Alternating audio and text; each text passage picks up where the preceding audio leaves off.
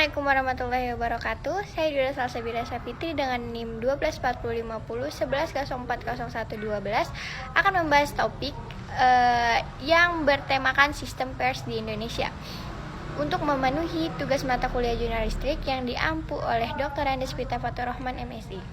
Secara sederhana, jurnalistik adalah proses pengumpulan informasi, memverifikasi kebenarannya, dan menyebarkan informasi tersebut kepada masyarakat. Tujuannya jelas, untuk memberikan informasi yang benar, akurat, dan terverifikasi.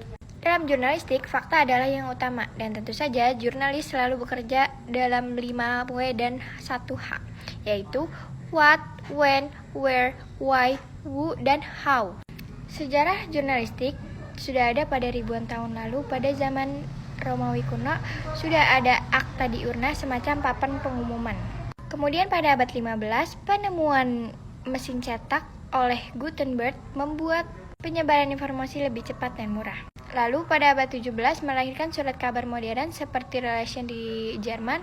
Sejak saat itu perkembangan jurnalistik tidak pernah berhenti.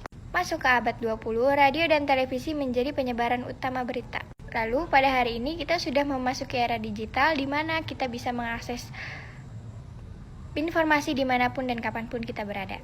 Jurnalistik disebar melalui beberapa jenis media. Yang pertama itu media cetak seperti majalah atau tabloid. Yang kedua itu media elektronik seperti radio dan televisi. Radio mengandalkan suara, sedangkan televisi mengandalkan suara dan gambar untuk menyebarkan informasinya. Dan tentu saja, media paling dominan di era sekarang adalah media online ataupun media digital. Sudah kita ketahui semua bahwa kita bisa mengakses informasi dimanapun dan kapanpun kita mau melalui media sosial, podcast, atau platform-platform digital lainnya. Jadi, jurnalistik adalah proses untuk masyarakat mengetahui informasi yang benar, terverifikasi, dan fakta. Mulai dari sejarahnya, dari papan pengumuman yang kuno, sampai saat ini sudah ada di era digital. Sistem pers di Indonesia merupakan hasil perkembangan panjang yang dipengaruhi oleh dinamika politik, sosial, dan demokrasi bangsa. Sistem ini tidak hanya mengatur bagaimana media beroperasi, tetapi juga menentukan sejauh mana pers memiliki kebangsaan dan kebebasan dan tanggung jawab dalam menjalankan fungsinya. Sistem pers di Indonesia secara konseptual dapat memahami melalui landasan hukum, karakteristik operasional, prinsip kebebasan, serta mekanisme pengawasan yang diterapkan. Landasan hukum sistem pers di Indonesia adalah dasar utama sistem pers di Indonesia terdapat dalam Undang-Undang Nomor 40 Tahun 1999 tentang pers, yang lahir setelah reformasi dan menandai pergeseran dari sistem pers yang sangat dikontrol oleh negara menjadi sistem pers yang lebih bebas.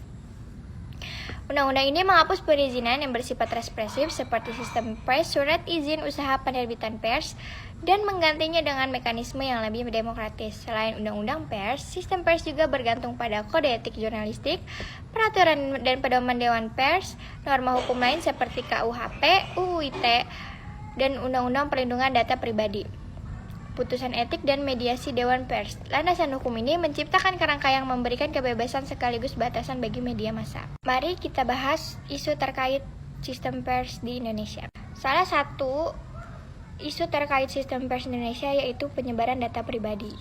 Ada sejumlah kasus media mempublikasikan identitas atau data pribadi seseorang secara berlebihan. Misalnya, korban kejahatan atau tersangka yang belum terbukti bersalah. Hal ini memicu kritik publik karena dinilai melanggar privasi dan melampaui batas kepentingan publik. Dewan Pers beberapa kali mengingatkan bahwa media wajib menjaga etika pemberitaan, terutama terkait identitas korban, anak di bawah umur, atau data sensitif. Kesimpulannya, sistem pers di Indonesia pada dasarnya dibangun atas prinsip kemerdekaan pers yang bertanggung jawab. Sebagaimana diatur dalam Undang-Undang Nomor 40 Tahun 1999 tentang pers, kebebasan ini memberikan ruang bagi media untuk mencari, memperoleh, dan menyebarkan informasi secara luas. Namun, tetap dibatasi oleh kewajiban etis untuk menjaga akurasi, keberimbangan, dan tidak merugikan kepentingan publik.